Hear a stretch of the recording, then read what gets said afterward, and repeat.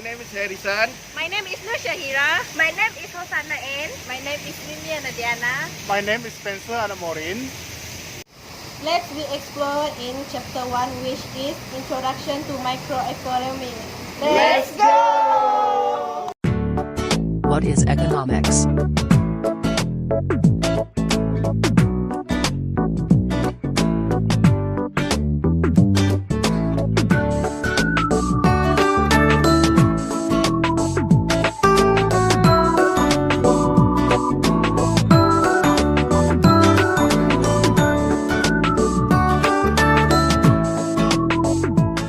Economy is a social science that studies the choice that individuals, businesses, government, and entire society make as they cope with scarcity and incentives that influence and reconcile those choices.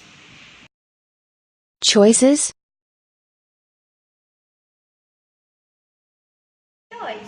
Choice is to choose among the available alternatives. Scarcity?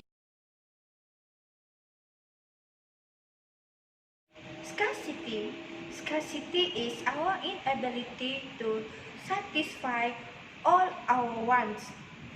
Faced with scarcity, we must choose among the available alternatives.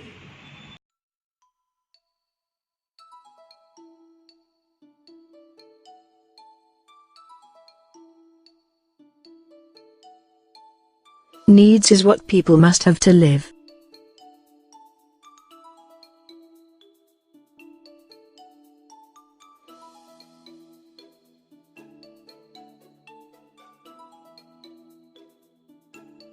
Wants is the things we would like to have, but can live without.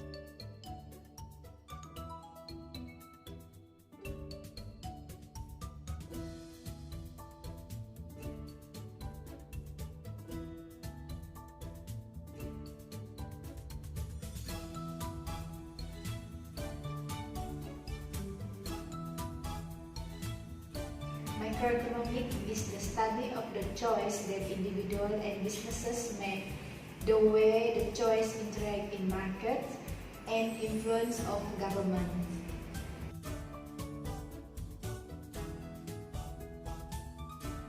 Macroeconomics is the study of the performance of the national economy and the global economy. Differences between micro and macro. Did you know what is micro and macro? First, I will explain about the micro. Micro is focus issue that affects individual and company. This could mean studying the supply and the demand for a specific product. Generally, micro apply to a market of goods and service and deal with individual and economy issue. While for macro focus on issues that affect the economy as a whole. Some of common focus just as employment rates, the gross domestic of an economy, and the effect of import and export.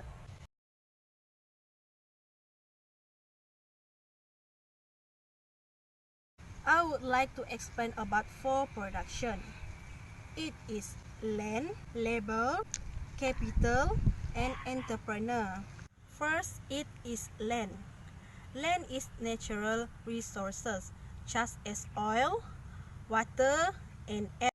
The amount are renewable and non-renewable. Second is labor. Labor is a person devoted to produce goods and service. The quality of labor depends on human capital, the knowledge and skill that obtained from education, training, and work experience. Third is capital. Capital is referred to human made that such as tools, building, machines, and plant. Last is entrepreneur. Entrepreneur is a human resource that organizes labor, land, and capital. For example, businessmen or businesswomen always come up with a new idea and make business decisions and bear the risk. Did you know for whom the good and service product? It is depend on the income that people earn. First, A large income enables a person to buy a large quantity of goods and service. Second, a small income leaves a person with a new options and small quantities of goods and service. Why can't things be free? Then we can indulge in anything. Infinite amount of fishes, water, and cars, and vacations. Well, resources are finite. We only have this much of water, this much of land, this many working age people. That's it. Nothing more. With this much of land, labor, and capital, we want to produce bread. Oops! That's 500 bread. Let's plot this on a graph. But people prefer tablets nowadays. Okay, produce tablets then. 50 tablets.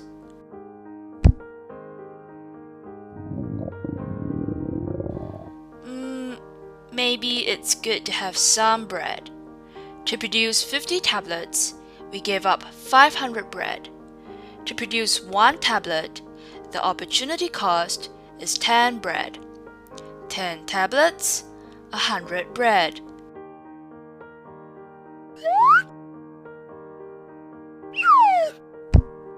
Ten tablets and 400 bread produced. Want 10 more tablets? Please give up 100 more bread. And so on. This is the production possibility curve or frontier. Hey, that's an inverse relationship. As you produce more tablets, you produce less bread. Nothing is free. To produce 10 more tablets, does it mean that we have to give up 100 bread every single time? People have different skills. Land have different soils. Machines don't make the same things. Resources are not uniform. This model is not realistic. It should be a concave curve. Why? Initially, to produce tablets, you want to choose people great at making tablets. Those with engineering PhDs. A few of them would suffice, since they are so efficient. What about 10 more tablets? Get people with Masters of Engineering. They're just not that good. You need more of them.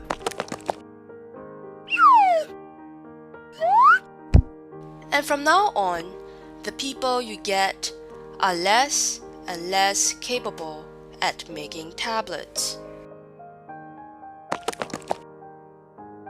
You'll get to a point where you have people who totally suck at producing tablets in the production line. Utterly inefficient. So, as you produce more and more tablets, you give up more and more and more bread. This is the law of increasing opportunity cost. You see, for every subsequent batch of tablets you produce, you give up more and more bread. Understand why the production possibility curve is concave now?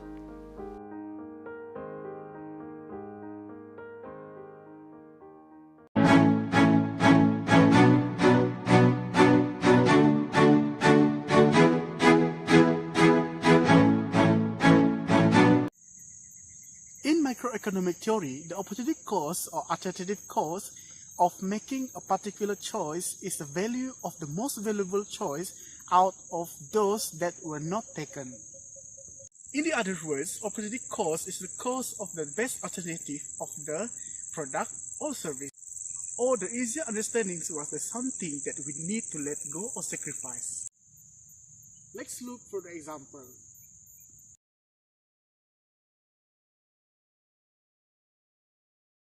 Bob and Ann, who produced just two goods, bananas and fish. Because of the concept of opportunity costs, Ann and Bob are worse off when they try to do everything themselves. Here's what Bob can do if he spends all of his time producing only one good. Bob can either gather 10 bananas or he can catch 10 fish. And Ann can either gather 10 bananas or catch 30 fish. Bob has to choose to gather bananas or catch fish. When he chooses to gather one banana, he gives up one fish. In essence, Bob trades with himself. He can use that time to gather bananas or trade that time to catch fish, and the cost of that trade is one fish per banana. That's Bob's opportunity cost. The same holds true for Ann, but her cost of producing one banana is 3 fish. In the amount of time that it takes Ann to gather one banana, she could have caught 3 fish. Hi everyone! Today we will be talking about economics and why it is so important to us. So, let's get started. To most people, economics is all about money and finances. I mean, these are parts of economics, but there's much more to this. Economics is the social science that analyzes the production, distribution, and consumption of goods and services. It's all about how we behave, how businesses behave, and how the government behaves.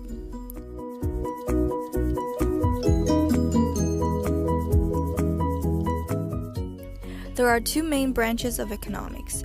There's microeconomics and macroeconomics. Microeconomics focuses on the decisions of an individual or a business itself. Macroeconomics analyzes the economy of an entire nation. So, let's get to the main question.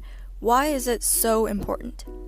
With the understanding of the economy, the government can make the right decisions to ensure a stable economic growth with a low inflation and the highest possible level of employment. For example, using fiscal policy, the government can make adjustments to their spending and taxation in order to stabilize the economy. When a recession occurs, the government can reduce taxes so that businesses spend more money and hire more workers. That way, our GDP increases, and yay, our economy is back on track. Economics is also very important to businesses. A good business manager would need to know how to do production analysis so that products can be produced at the lowest possible cost with the highest efficiency. In order to maximize profits, businesses need to analyze the demand of consumers and make appropriate adjustments to the prices of products. As an example, prices were high for fidget spinners when they were trendy, but had dropped when the demand slowly decreased.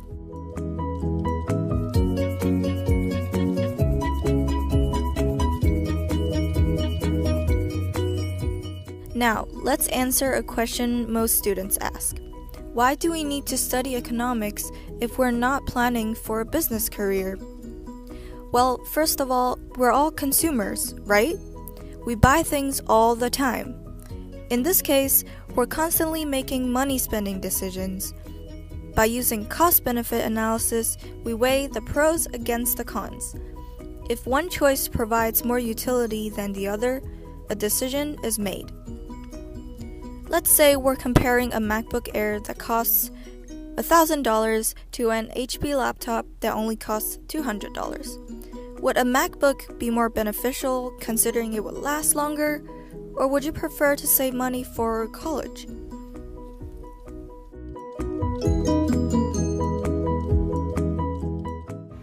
Opportunity cost is another concept we take into account. It represents the profit or value of something that must be given up to acquire or achieve something else. For example, if you decided to spend a Friday night going to the movies, you lose the opportunity to start on an essay that is due Monday. Oh, have you ever heard of sunk costs? A sunk cost is any past cost that has already been paid and cannot be recovered. This can sometimes be a dangerous trap since it often leads us into irrational thinking. Let me give you guys an example. You go to a fancy restaurant and become full after eating most of your food. Instead of stopping yourself from eating more, you might think, I might as well finish this so I don't waste my money. Well, unfortunately, your money is already spent, and eating more is just going to make you feel uncomfortable. This is exactly why sunk cost should not be a factor that affects our decisions.